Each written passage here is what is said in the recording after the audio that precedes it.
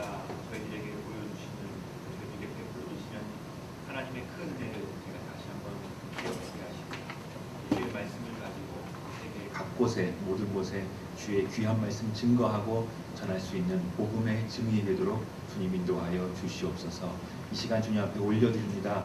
주의 말씀으로 저희가 새로워지도록 인도해 주시고 저희가 주님께서 주시는 비전 가운데 우리의 삶과 우리의 목표가 새로워질 수 있도록 주님 축복하여 주옵소서. 감사와 찬양 올려드리며 예수님 이름으로 기도하옵나이다. 아멘. 예, 반갑습니다. 무척 더운 날씨에 잘 승리하고 계시는 얼굴 뵐 것 같아서 너무 더 감사합니다. 겨울에 이렇게 뵐 때는 너무 추워서 한국이 제가 있는 선교지보다 더 춥습니다 라고 고백했던 기억이 나는데 또 이제는 한국이 너무 더워서 세계 어느 곳의 선교지보다도 한국이 더 따뜻합니다 라고 고백할 수가 있을 것 같고요. 보면 그래서 한국 사람들이 선교를 참 잘하는 것 같아요. 춥든지 덥든지 한국에서 그렇게 계절 가운데 다 훈련이 되고 적응이 돼서 그런지 또 어느 곳에 가서도 또 복음을 잘 전하는 또 선교사님들이 아닌가라는 생각도 해보게 됩니다. 이 옆에 계신 분들 얼굴은 좀 부었을지 모르지만 제 얼굴은 좀 상당히 부었습니다. 잘 수가 없어요. 밤새도록 그 에어컨을 의지하지 않으면 같이 한번 인사 나누면서 복음의 증인이 됩시다. 같이 한번 인사 한번 나누면서 평소보다는 좀 부은 얼굴이라는 거 기억해 주시고 복음의 증인이 다 되시는 여러분들이 되시기를 바라겠습니다. 오늘 말씀은 누가복음 24장 44에서 49절까지 말씀을 같이 한번 나누기를 원하는데요. 제목은 지상명령입니다. 지상명령. 또 그 작은 제목으로 우리가 나눠볼 거는 우리는 과연 어떻게 살아야 하는가. 그런데 우리는 우리 개인이 아니라 교회예요. 우리 교회는 우리 공동체는 우리의 모습은 어떻게 살아야 하는가라는 그 주제를 한번 같이 나눠보기를 원합니다. 제가 그 한 교회를 저희 이제 부모님 다니시는 교회를 한번 갔는데 저희 그 있는 그 지역이 멀어요. 공주천 되게 먼 곳인데 옛날에는 되게 막 개발도 안 되고 막 그런 부분인데 요즘은 많이 개발이 됐어요. 많이 개발이 되고 뭐 택지도 개발되고 뭐 학교도 뭐 막 들어오고 교통도 좋아지고 그다음에 이제 아파트들이 이제 막 들어오기 시작을 하는 거예요. 그래서 개발이 되는 거를 기대를 하면서 원래 있던 교회가 이제 그 아파트가 들어오는 지역으로 미리 가서 교회를 건축하고 지금 아파트가 들어오기를 기다리고 있는 그런 상황에 있습니다. 제가 거기서 예배를 드리는데 이제 목사님이 어렵죠. 교회는 이제 그 성도 수보다 크게 지었어요. 앞으로 많이 올 거를 기대하면서 대단히 크게 지었는데 교회를 운영이란 말은 좀 그렇지만 또 교회를 꾸려나가기가 지금 상당히 좀 쉽지 않은 또 힘든 가운데에서 이렇게 예배를 드리시는 모습을 이렇게 보게 됐는데 비전을 나누는데 그러시더라고요. 광고 시간에 이제 드디어 때가 됐습니다. 하면서 앞으로 이제 내년이면 여기서 아파트가 착공이 시작이 되고 그리고 내후년이면 완공이 되고 입주가 시작이 됩니다. 할렐루야. 성도들이 뭐 들뜨는 거죠. 야, 드디어 우리가 기도해 왔던 이제 2년 후면 여기에 1000세대 새로운 아파트 단지가 들어오는 할렐루야. 우리들의 비전입니다. 그래서 막 같이 기도합시다.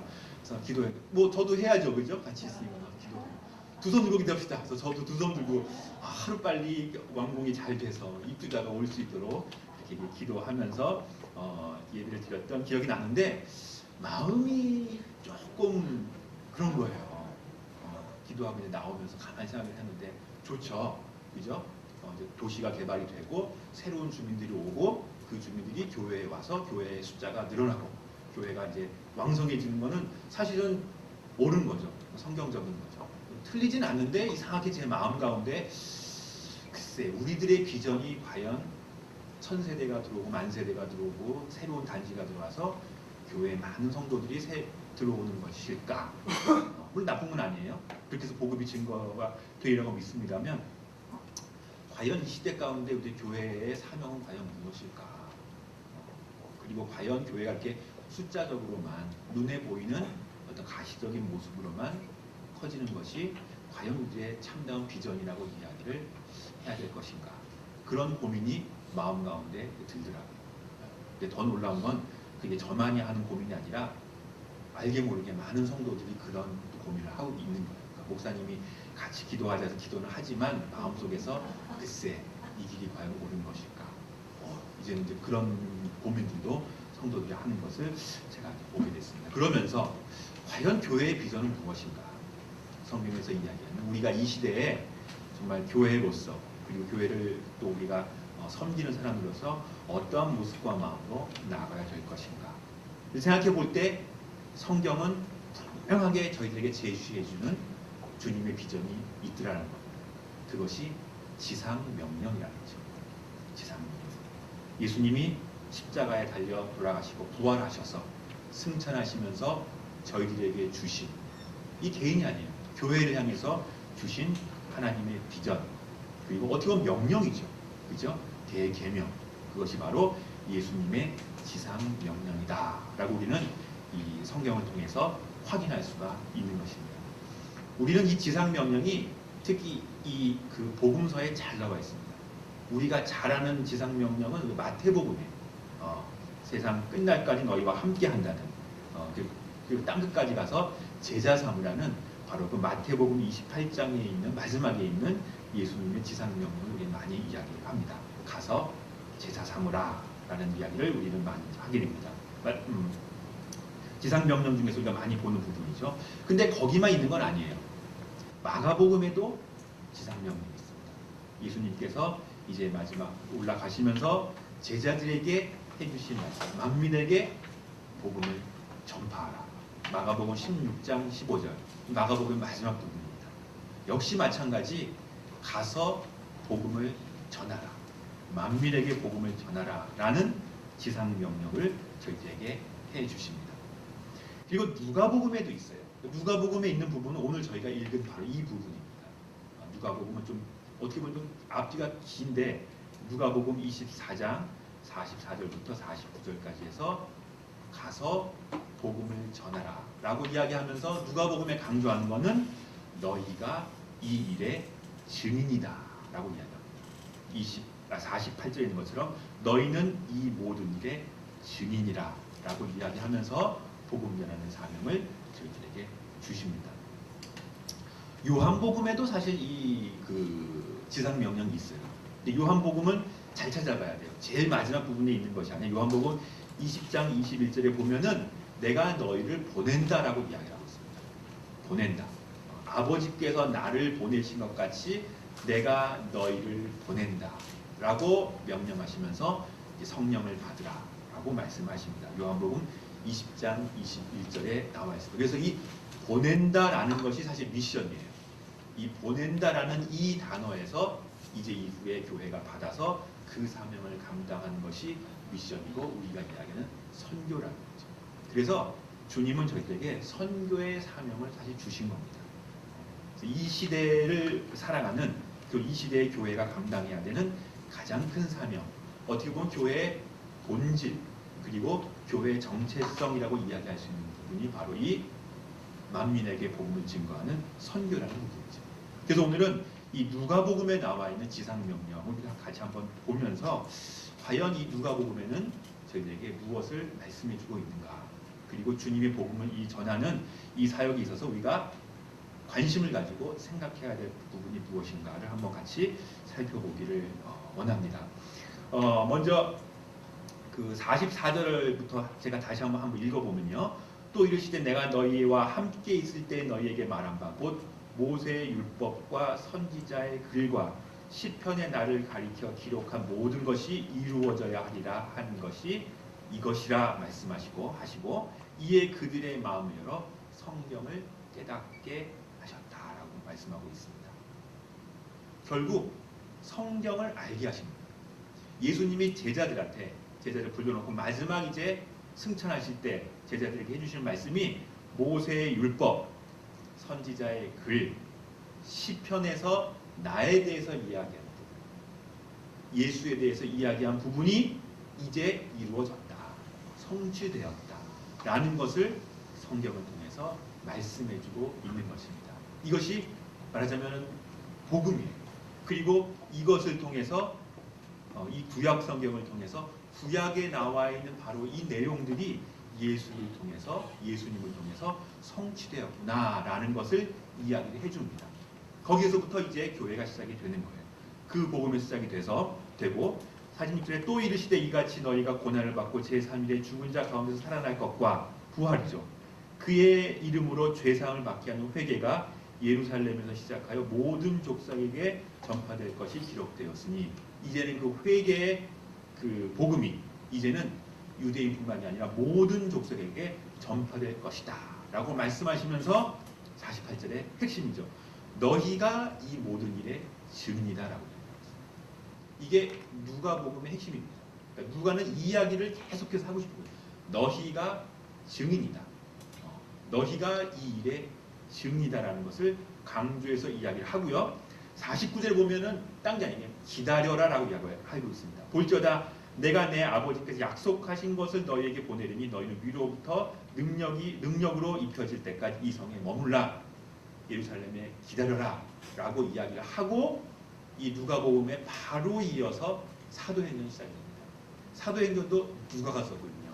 그래서 이 누가복음과 사도행전은 거의 같이 붙어있는 것처럼 그렇게 우리는 말씀을 보면서 성경을 봅니다. 볼 때가 많이 있습니다. 마찬가지 바로 이 말씀을 하시면서 이제 사도행전 1장 8절에 있는 그 말씀처럼 바로 나아가서 땅끝까지 증리되어라라는 그 명령을 다시 한번 강조해 주시고 그리고 이제 성령이 충만하게 임하는 사도행전 오순절의 성령의 역사를 써내려가고 있는 것입니다. 결국 누가는 우리들한테 해주고 싶은 말이 그거예요. 너희가 증인이다. 너희가 이 모든 일의 증인이다. 그럼 우리들의 해야 될 일이나 우리의 목표가 분명해진 거예요. 우리는 증인이기 때문에 우리가 보고 들은 것을 증거하는 겁니다. 그것을 나타내는 거예요. 이게 증인이 할 일이거든요. 거짓 증거해서도 안 돼요. 내가 본 대로, 경험한 대로, 들은 대로 바로 예수님을 증거하는 그것이 우리의 사명이고 그것을 위해서 주님께서는 교회를 세워주게 되게 되시는 것입니다. 자, 이 누가복음은 누가가 썼죠. 그죠? 누가복음은 누가 썼습니까? 그러면 누가가 쓴 거죠. 그죠? 우리 뭐 다 아는 이야기, 또 모르신 분도 계실지 몰라서 다시 한번 강조하지만 누가복음은 누가가 썼습니다. 근데 이 누가는 의사라고 얘기를 해요. 의원 누가라고 우리는 성경에도 나와 있고 그래서 누가의 직업이 의사였을 것이다. 의사였다라고 그렇게 많은 사람들이 이야기를 합니다. 의사, 야 좋은 직업이네. 요즘만 해도 그 의사 되는 거는 어느 시대 또 어느 곳에 가서나 보면은 존경받고 또 안정적인 위치에 있는 그러한 삶이다라고 생각을 여러분들이 많이 하시게 됩니다. 그러나 가만히 보면 이 초대교회 때 그리고 이 옛날에 이 의사의 모습은 사실은 우리가 생각하는 것처럼 그렇게 뭐 고위직이나 높은 위치에 있던 사람은 아닌 것 같아요. 그러니까 이 아주 3D 업종에서 힘든 직업 중에 하나였다라고 우리 그렇게 생각을 해볼 수가 있습니다. 왜냐하면 약도 많지 않고 의술이 이렇게 발전된 부분도 아니고 그리고 지금처럼 뭐 법률이 잘 돼서 의사를 존경하는 것이 아니라 고쳤다가 또 잘못 고치게 되면은 또 해코지 당하잖아요. 그죠? 의사의 입장이 그런 거고 그래서 옛날에는 이 성경도 보면요 의사가 거의 제사장하고 비슷할 때가 있어요. 그러니까 뭐 굿하는 것처럼 자기가 못 고치는 걸 아니까 이거는 신한테 의지할 수밖에 없고 그러니까 뭐 내 힘으로는 안 되는데 도와줘야 되니까 다른 거를 의지할 수밖에 없고 막 이제 그런 입장에 있던 사람들이 사실은 의사였습니다. 그러니까 누가도 사실은 그런 입장에서 많은 사람들을 만나본 거예요. 서민들, 아주 실제적인 삶과 죽음에 있는 그러한 사람들, 인간의 힘으로 생각할 그 해결할 수 없는 그런 질병의 고통과 어려움에 있는 사람들을 아마 누가는 많이 만나봤을 거예요. 그러면서 누가는 생각을 했겠죠. 고민을 했겠죠. 인간이 무언가, 살아간다는 게 무언가, 왜 사람들은 이렇게 고통 가운데 죽어가야만 하는가, 그리고 사람은 왜 죽은 사람을 살리지 못할 것인가, 이런 고민을 계속해서 하고 있는 가운데 예수님을 만난 거예요. 그런 가운데 복음을 접하게 된 거죠. 그러면서 그 예수님을 통해서 참 생명이 무엇인지, 우리가 이 땅 가운데 살다가 죽지만 우리 가운데 주어지는 하나님의 참 생명이 무엇인지, 복음이 무엇인지를 누가가 깨달은 거죠. 그걸 발견하게 된 거죠. 이거구나. 우리가 살아간다는 것, 그리고 우리가 주님 안에서 생명을 얻고 살아간다는 것이 바로 이것이고, 우리 주님이 이 일을 위해서 우리한테 교회의 사명을 주셨구나 라는 것을 누가는 깨닫게 되면서 바로 이 누가복음을 써내려가게 된 것이죠. 그 누가의 마음을 우리는 잘 살펴보면서 이 말씀을 읽어보면 정말로 하나님이 주시는 복음에 대해서 누가가 얼마나 생생하게 알고 있었던가라는 부분을 다시 한번 생각을 해볼 수가 있습니다.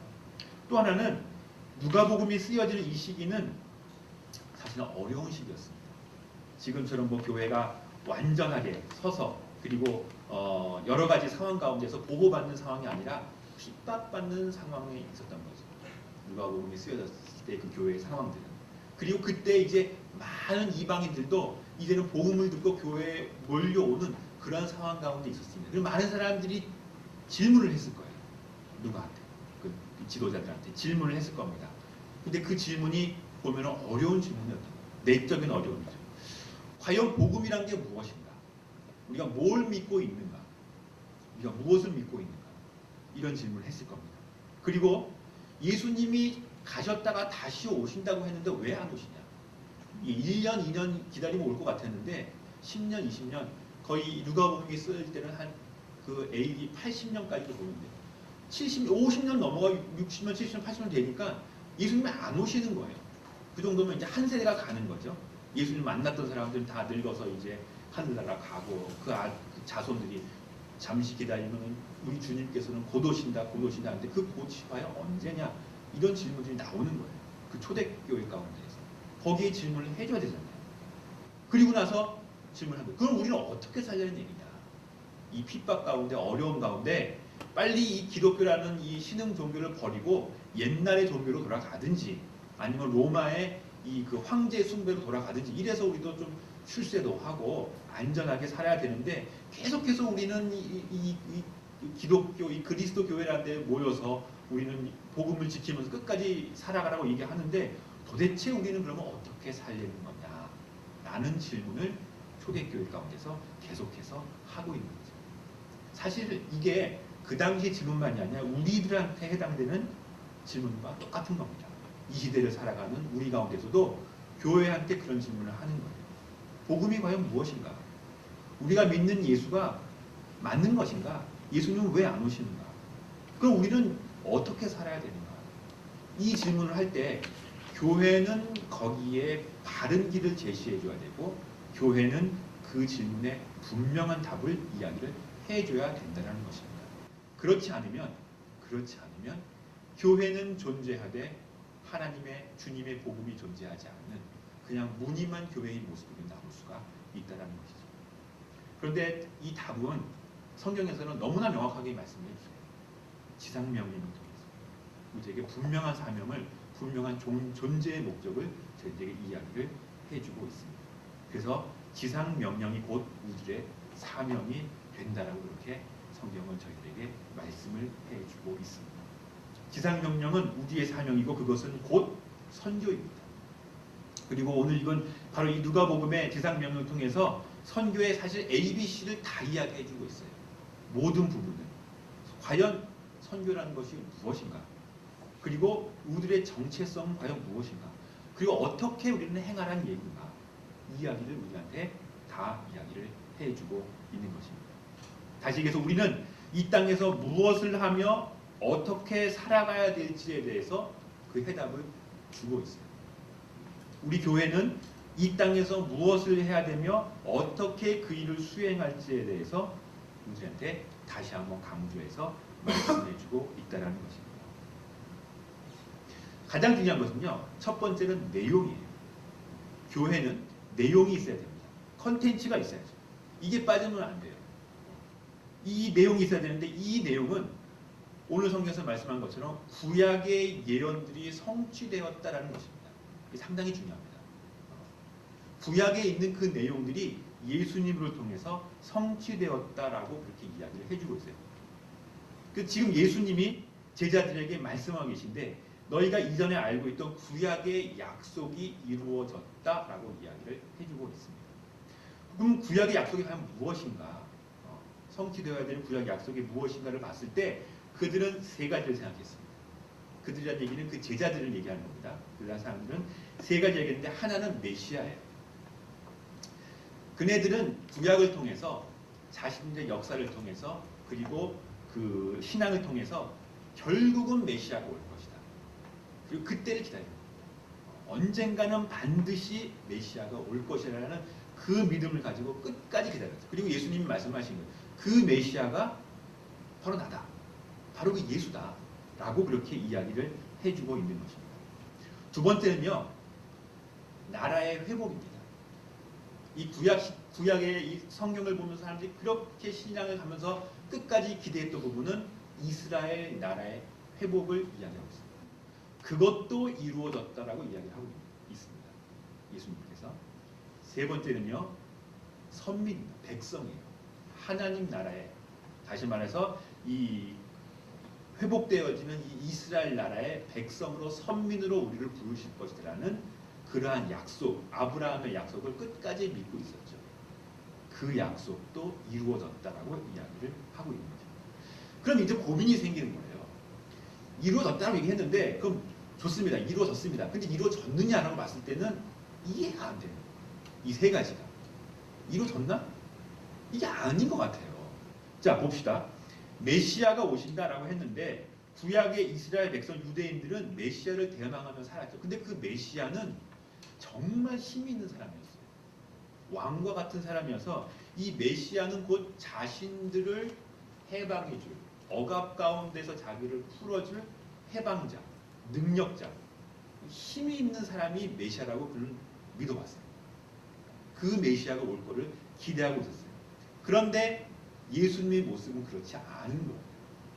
예수님의 모습은 너무나 나약한 모습이고 자기가 봤을 때 왕이 되기, 우리들의 이 구원자, 해방자가 될 수 없는 것 같은 정치적인 해방자가 될 수 없는 것 같은 모습을 보이는 거예요. 그러니까 헷갈리는 거죠. 그들이 기대했던 메시아의 모습은 정치적인 해방자, 억압을 풀어주는 자, 구원을 베푸는 자. 근데 여기서 구원이라는 뜻은 그들의 구원은 눌림에서 해방받는 거예요. 이런 거를 해결해 줄 사람이 와야 되는데 예수님의 모습은 그것이 아니었다는 거죠. 또 하나는 그들이 원하는 이스라엘 나라는 독립국가예요. 독립국가. 이게 독립국가는 뭐냐면 주권이 있는 국가고 그리고 강한 군대가 있는 바로 그런 국가를 그들은 원했어요. 그것이 이루어질 것이라고 그는 생각을 했고 그런 강한 주권 국가가 되면 할 수 있는 것이 딱 하나 있죠. 그동안 옆에서 해코지했던 주변 나라들을 정복하는, 나아가서 승리하고 그들을 복종시키고 나가 싸워 이길 수 있는 바로 그러한 강력한 독립국가를 생각했던 거예요. 그거랑 근데 예수님이 하시는 말씀이나 예수님의 하나님 나라라는 내용이 너무나 차이가 있어 보이는 거예요. 그러니까 제자들이 헷갈리는 거죠.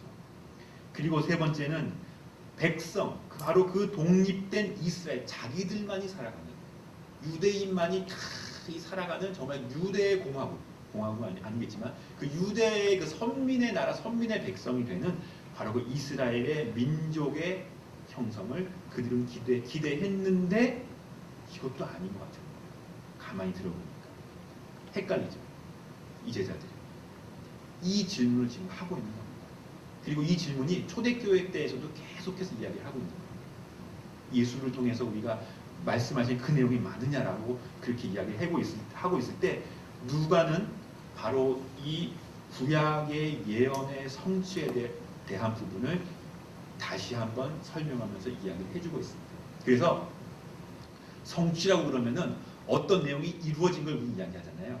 그렇죠? 그런데 이 성경에서 이야기하는 것처럼 구약의 내용의 성취라는 것은 구약의 내용이 이루어졌을 뿐만이 아니라 그것이 재해석되는, 그리고 그것이 요즘 말로 하면 어떻게 좀 업그레이드 되는 그 성취를 통해서 더 큰 비전을 우리에게 주는 바로 그 재정립의 해석이 필요하다라고 누가는 이야기를 하고 있는 거죠. 그러면서 누가는 설명을 하고 있습니다. 예수가 바로 그 메시아다. 신약에서는 이제 새로운 신약이죠. 예수님의 시대에서는 바로 구약에 있었던 그 내용들이 다시금 새롭게 재정립되고 재해석돼야 된다라고 이야기하면서 누가는 바로 이 재해석, 재정립에 주목하면서 새로운 비전을 주는 거예요. 교회에게 새로운 비전. 그 첫째는 예수는 단순한 해방자가 아니라는 겁니다. 그들은 해방자를 꿈꿨지만, 노예에서 해방해 줄 사람을 꿈꿨지만, 예수는 더 큰 것을 해방해 준 것이죠. 그것이 뭐냐? 인간의 죄를 구속해 주는, 인간의 죄의 문제를 해석해 주는 구원자 예수 그리스도의 모습으로 우리에게 오셨다라고 말씀해 주고 있는 것입니다. 이것이 더 궁극적이고 더 근본적이고, 우리가 살아나가면서는 단순하게 정치와 억압의 문제를 생각하지만 그것이 아니라 우리 인간의 근본적인 문제, 죄의 문제잖아요.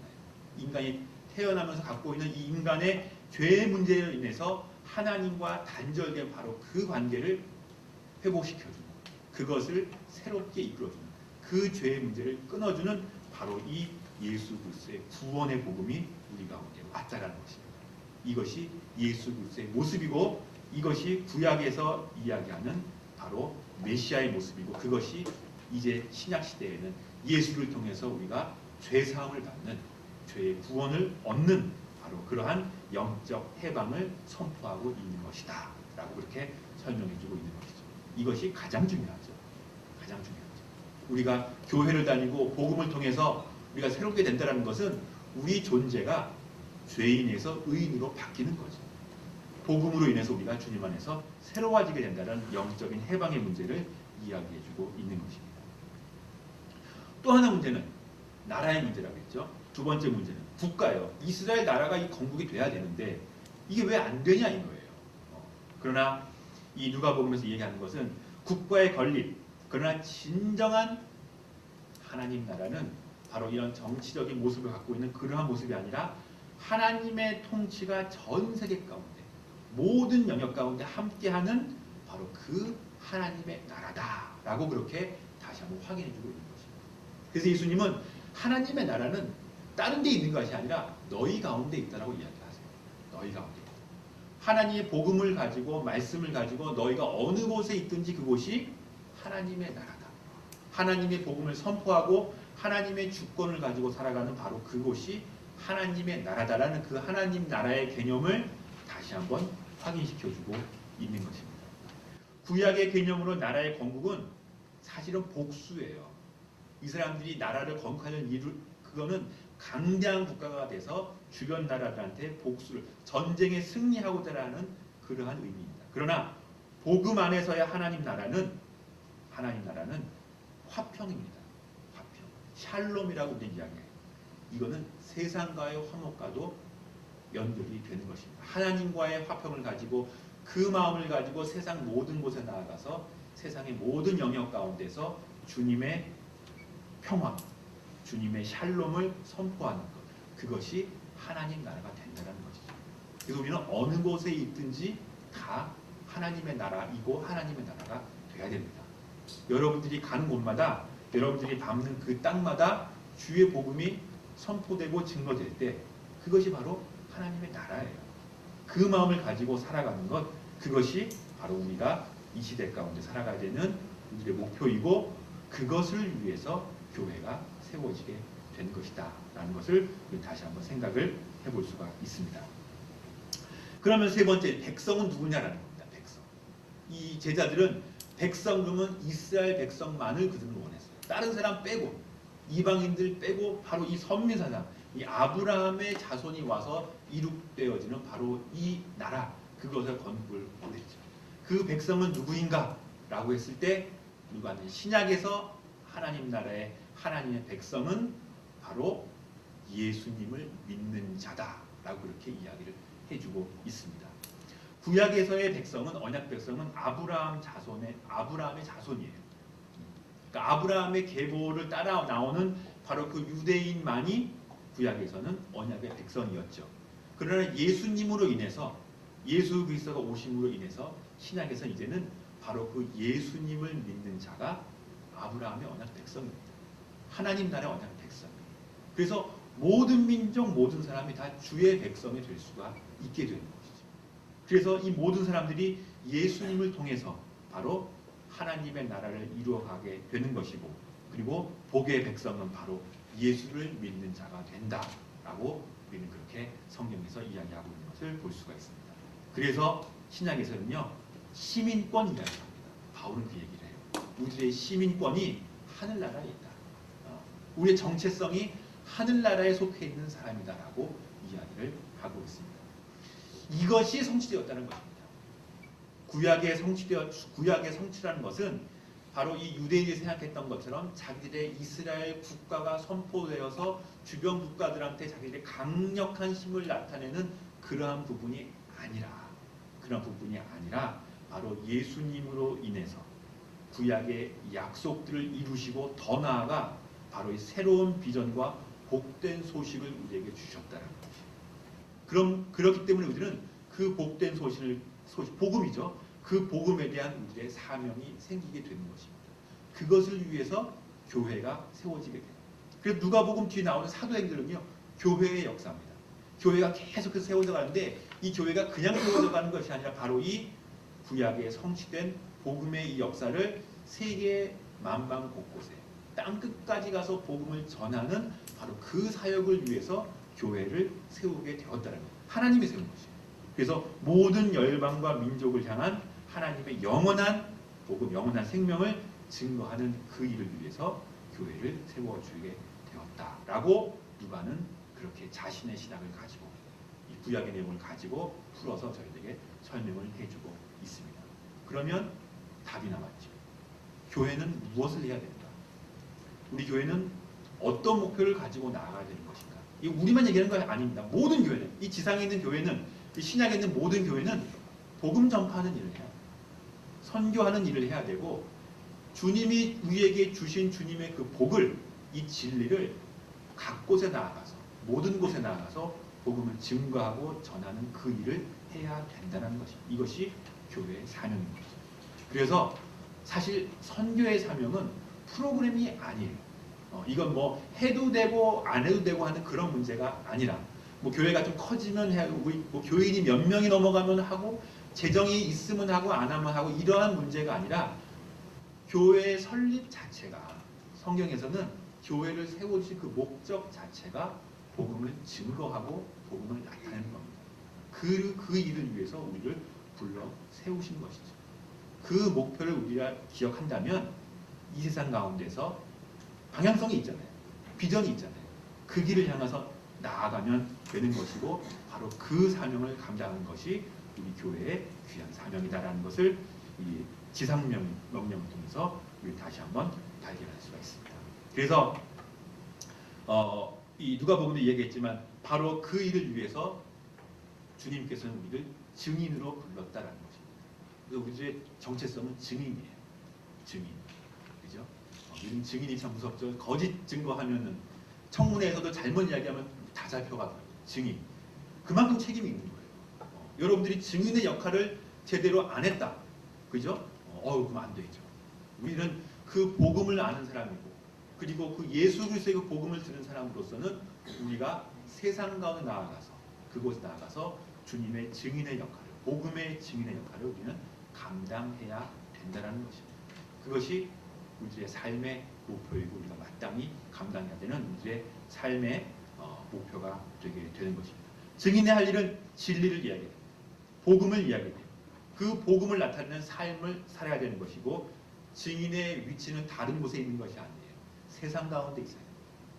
세상 가운데서, 열방 가운데서 예수님의 복음을 증거하는 바로 그 모습, 그것이 증인의 모습이다라고 우리가 다시 한번 그 모습을 확인을 해야 된다는 것이죠.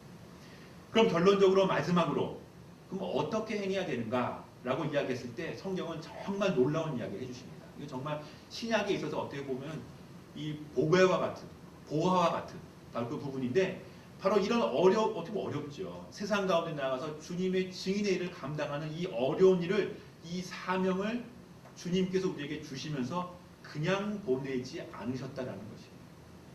그 일을 행할 수 있는 능력을 저희들에게 주셨는데, 그것이 성령 충만이라는 것입니다. 성령님이 함께하기까지 기다려라. 그때까지 하지 말라는 얘기예요. 기다려라 라고 말씀하시면서 성령 충만한 하나님의 은혜를 제자들에게 주시고, 이제 그 제자들이 세상 끝까지 나아가서 복음을 증거케 하셨는데, 우리도 마찬가지예요.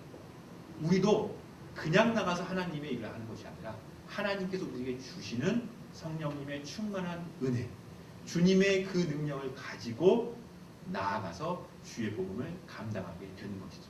그래서 어떻게 보면요, 선교라는 것은, 복음 증거라는 것은 개인의 일이 아니라 하나님의 일이에요. 하나님이 하시는 거 보면 도구입니다. 도구.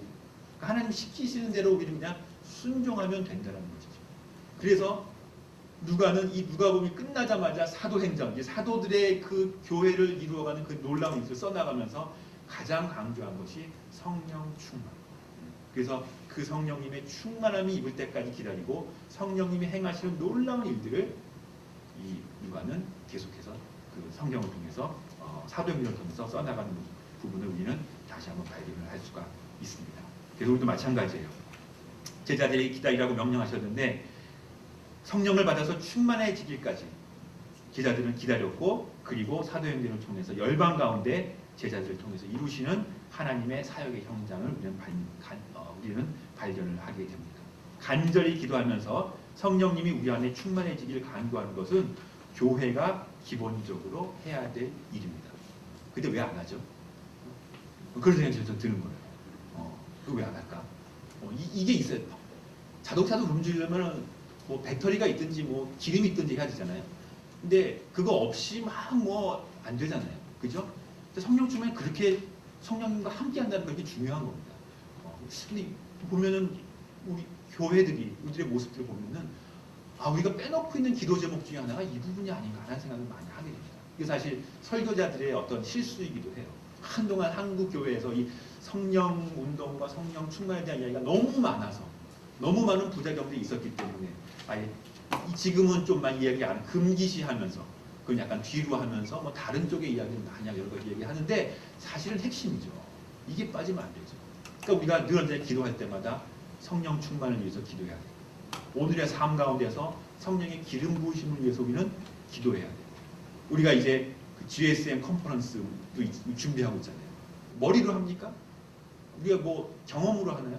아니면 뭐 돈으로 하나? 자본으로 하나? 아니잖아요. 몰라. 성령님이 인도해 주시는 걸 쫓아간다면 제일 먼저 해야 될 기도 제목이 성령 기름 부으심이 있을 수 있도록, 성령님이 우리를 인도해 주시도록 성령 충만하게 해달라는 그 기도를 우리가 해야 되겠죠. 교회도 마찬가지. 선교를 감당한다. 어떤 일을 한다면 우리가 제일 먼저 해야 될 부분이 성령 충만을 위해서 우리가 간절히 주님 앞에 기도하는 것인데, 우리 이것을 요즘은 너무 잊어버릴 때가 많이 있고 놓칠 때가 많이 있다라는 것을 생각을 해보게 됩니다. 성령 충만한 기도, 그리고 성령을 인해서 내가 한 걸음 한 걸음 주님이 인도해 주신 그 길을 따라 나아가는 것, 그것이 교회가 해야 될 일이다라는 것입니다.